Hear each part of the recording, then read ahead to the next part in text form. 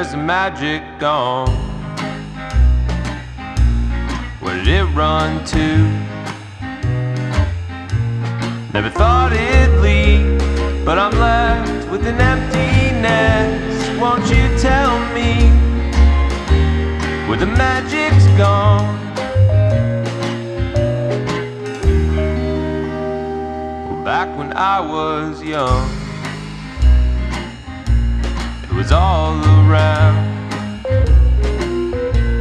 Everywhere I looked, it was there. Now I blankly stare, and I wonder where the magic's gone.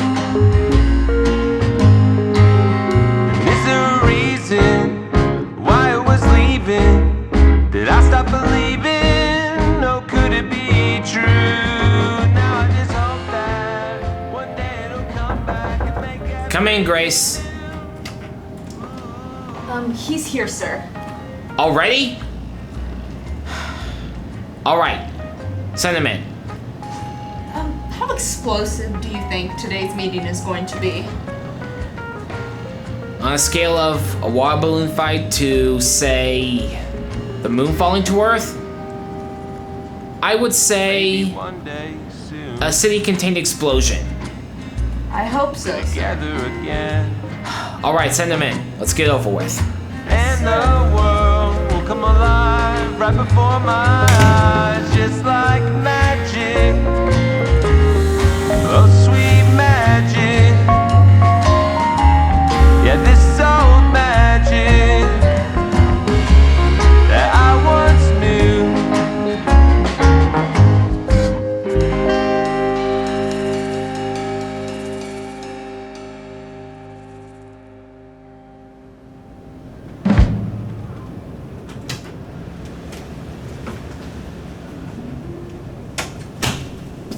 Good morning, sir. Ah, Finch. It's Fincher, sir. Shut up! I suppose you're wondering why I called you in here this morning.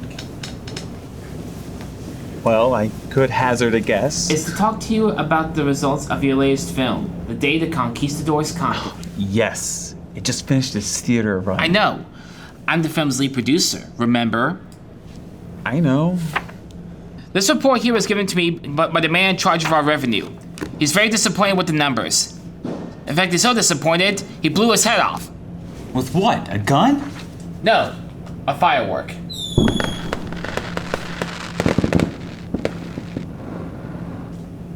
I imagine that's quite a display.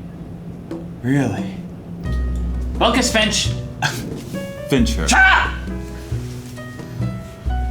Well, as you can see, in the first weekend, we started at 80 million, not bad. However, in the second weekend, we went down to 20 million, and from there, we went down to... It continued on for the next week. I saw the numbers. No, it free fall, all the way down to 3 million. Yes, it is really surprising, isn't it? You want to know what's even more surprising? The marketing hand was so devastated by this that she shot herself. In the head? No, in the foot.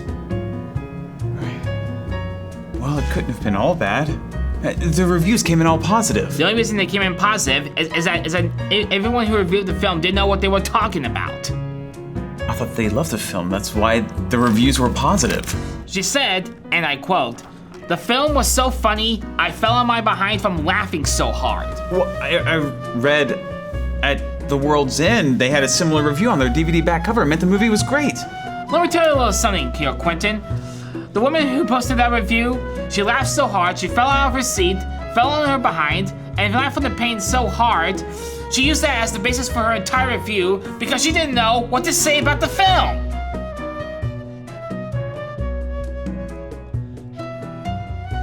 What about the other reviewers? Well, let's see. This one says, and I quote, "This film was the craziest thing I'd seen since Troll 2. And this one says, "The film is so cartoonish that you'd be surprised it's real at all." And this one? This one's a doozy. "The director's work on the film defies imagination, reality, and anything close to convention and sensibility." I don't get the point, sir. All these reviews seem to be in the film's favor. Even its Rotten Tomato score was at 90%. Well, that's because they're idiots who unfortunately forgot to label their reviews as rotten instead of fresh. Right. Well, at least people know about the film. Of course they know about the film. And you want to know why? They burned down the studio where we filmed it. The owner's currently hiding in the office next door. The owner was hiding in the office next door.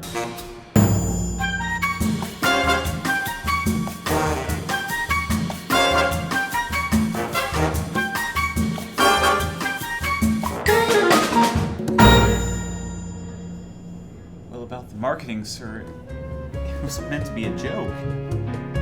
A joke? Yeah.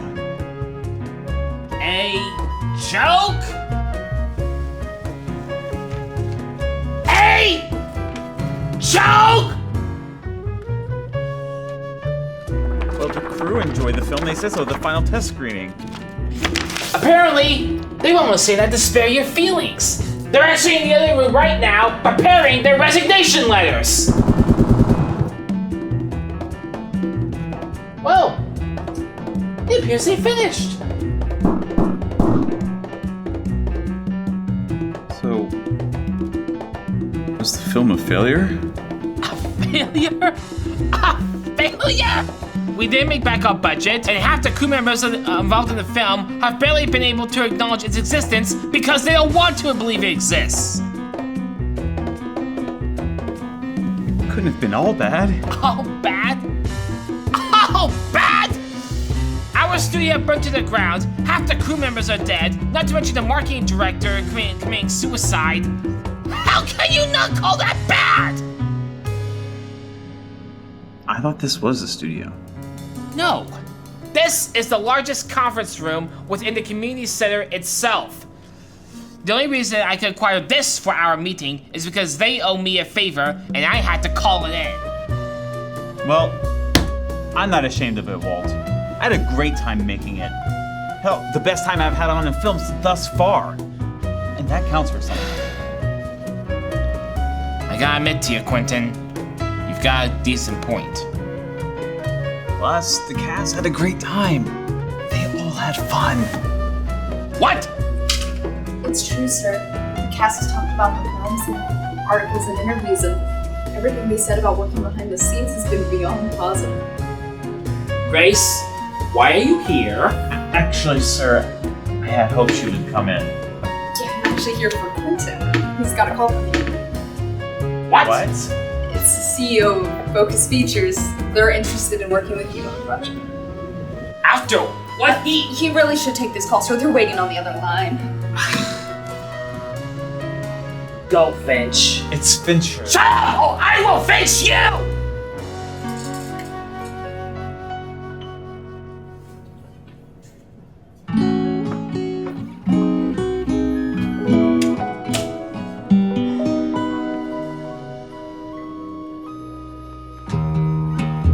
This world, it's so unkind. One day you're king, the next you're crucified. What good is truth without love? What good are we if just flesh and blood? This world, it's so cruel. You think you've won the game and they've gone and changed the rules. But maybe I'm just a fool to believe there's something beautiful inside of you and me.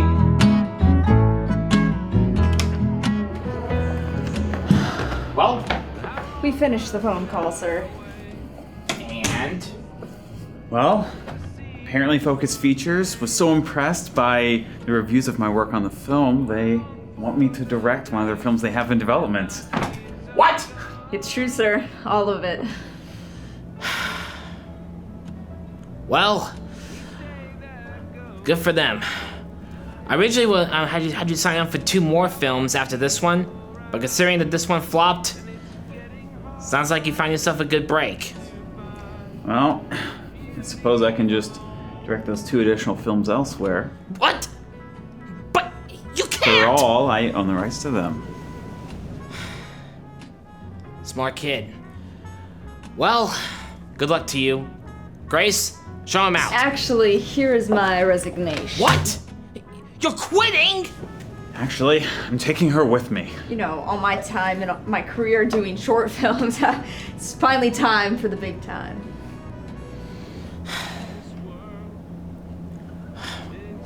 Well, I wish you the best, Grace.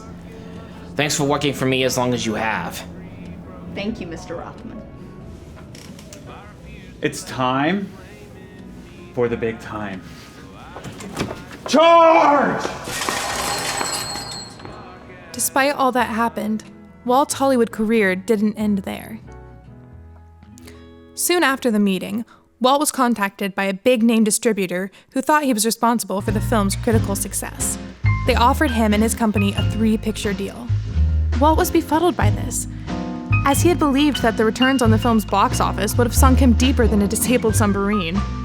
However, he accepted the deal. His production company was saved, and he continued to work with the company on successful films to this day. As for those box office numbers, what he and Quentin didn't know was that the final box office numbers were actually much higher than he thought. The reason for the low numbers on the reports were because the accounting department was all distracted by a new restaurant opening up on the day they were to count the final revenue tallies. And with all of them out for the day, the only person who was left to handle the numbers was an intern who had come in from a big day at Indiana Beach. Unfortunately, she had rode the roller coasters one too many times, which made her vision so dizzy that she forgot to pay attention to the zeros and fudged the numbers completely.